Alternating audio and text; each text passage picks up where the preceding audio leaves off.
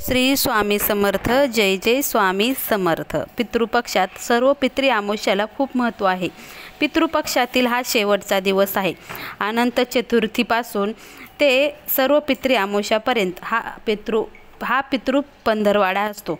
ही श्राद्धाची सर्वात महत्त्वाची आणि शेवटची स्थिती असते. भाद्रपद महिन्याची अमावस्या सर्व पितृ अमावस्या म्हणून ओळखली जाते. या तिथीला सर्व श्राद्ध केले जातात.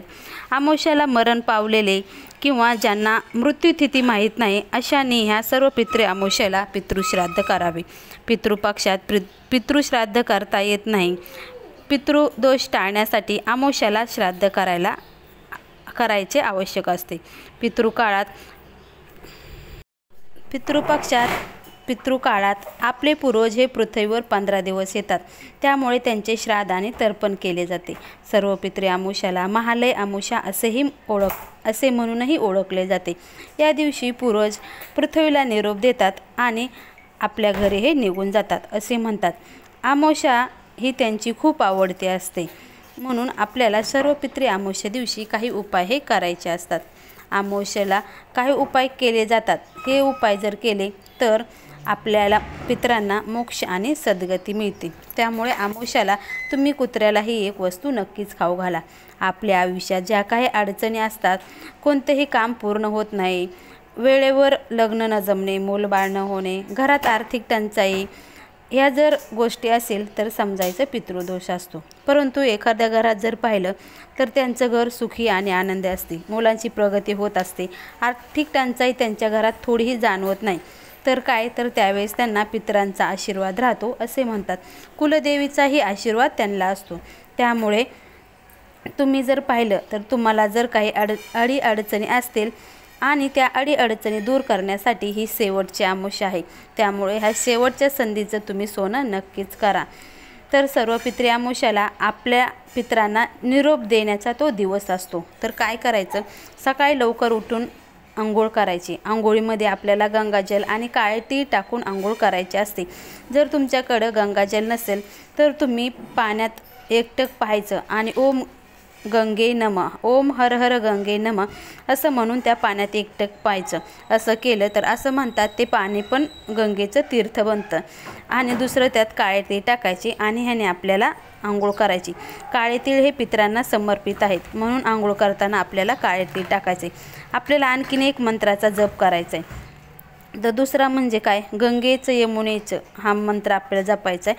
आणि ज्यांना मंत्र येत नसेल त्यांनी ओम पितृदेवताय भिनुम, ओम पितृदेवताय भिनुम, ओम नमो भगवते वासुदेवाय, ओम नमो भगवते वासुदेवाय या मंत्राचा जप केला तरीही चालेल. आपल्याला स्वच्छ असे वस्त्र धारण करायची. काळे वस्त्र आपल्याला या दिवशी घालायचे नाही. दुसरं म्हणजे सात्विक भोजन करायचं आहे. आणि आपल्या पितरांना ज्या काही भाज्या आहेत, त्यांना ज्या कोणत्या भाज्या आवडतात त्या 14 प्रकारच्या भाज्या आपल्याला बनवायच्यात आणि त्यांचा नैवेद्य हा बनवून घ्यायचा आहे. तर आता दुसरं म्हणजे कुत्र्याला कुठलीही वस्तू खाऊ घालायची ज्याने आपले दुःख दारिद्र्य नष्ट होईल आणि पितृदोषही दूर होईल. आपल्याला काळ्या कुत्र्याला ही वस्तू खाऊ घालायची आहे. ज्या घरात नकारात्मक असते तिथे काळे कुत्रे पाळण्याचा सल्ला ज्योतिषांनी दिला जातो. काळ्या कुत्र्यामध्ये शनी आणि केतूचा प्रभाव असतो. त्यामुळे घरातून निघणारी निगेटिव्ह ऊर्जा त्यामुळे नष्ट होते. काळे कुत्रे पाळण्याने शनीची कृपा आपल्यावर होते. उधारी दिल्यास किंवा कोणीही उधारी न दिल्यास आपल्याला काळे कुत्रे पाळले तर आपली आर्थिक अडचणी दूर होते असे म्हणतात. तसेच पांढरा कुत्रा पाळण्यानेही संतती सुख मिळते असे म्हणतात. आणि आपल्या आरोग्याच्या ज्या काही समस्या असतात ते पांढरे कुत्रे पाळण्याने दूर होतात. भैरव देवांचा किंवा दत्तांचा सेवक म्हणूनही कुत्र्यांना आपण ओळखले जाते. त्यामुळे तुम्ही कुत्र्याला काही खाऊ दिल्यास ते भैरव आणि दत्तदेव प्रसन्न होतात असे म्हणतात. काळ्या कुत्र्यालाही तुम्ही अन्न नक्कीच खाऊ घाला. तर आता काळ्या कुत्र्याला कुठली वस्तू खाऊ घालायची ते आज आपण पाहणार आहोत. तुम्ही ही वस्तू सकाळ संध्याकाळ रात्री तुम्हाला ज्यावेळेस टाईम मिळेल त्यावेळेस तुम्ही त्यांना ते खाऊ घालू शकता. तर काय करायचं, प्रथम एक चपाती घ्यायची. त्याला मोहरीचं तेल किंवा तुम्ही तूप लावलं तरीही चालेल. ते लावल्यानंतर त्याच्यावर गूळ थोडा पसरावा. मग काळे तीळ टाका. काळे तीळ पितरांना समर्पित असतात. मग ही चपातीचा आपल्याला रोल बनवायचा आहे आणि ती कुत्र्याला खाऊ घालायची. तुम्हाला 1 किंवा 2 किंवा 3 तुम्हाला यथाशक्ती जे काही चपात्या बनवायच्या असतील त्या बनवा आणि तुम्ही ते कुत्र्याला खाऊ घाला.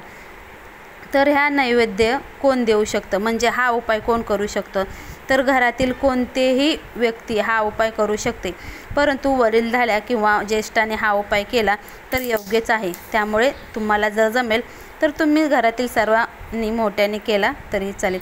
ही चपाती देताना म्हणायचं आहे की आपल्याला यमदेवाच्या मार्गाचे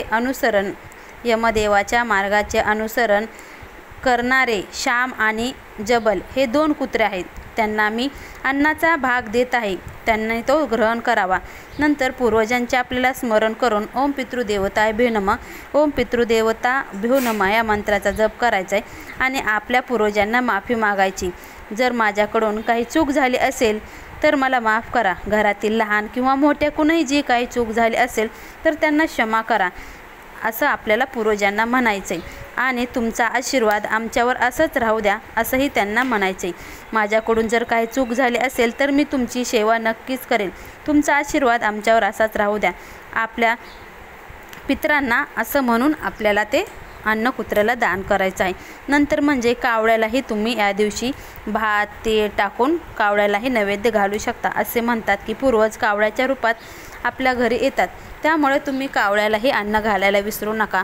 काय करायचं, दुपारी 12 वाजता एक चपाती घ्यायची, कुठल्याही भातात कुठलंही मीठ न टाकता तो चपातीवर भात ठेवायचा, त्याच्यावर 1 चमचा दही आणि काळे तेल टाकून आपल्याला हे दुपारी 12 वाजता आपल्या घराच्या छतावर किंवा तुम्हाला घरासमोर ठेवायचं असले तर ठेवून द्यायचं आहे आणि आपल्या पूर्वजांना आपली माफी आणि आशीर्वाद मागायचा आहे. तर असं करा, यानेही पितृदोष दूर होतो असं म्हणतात.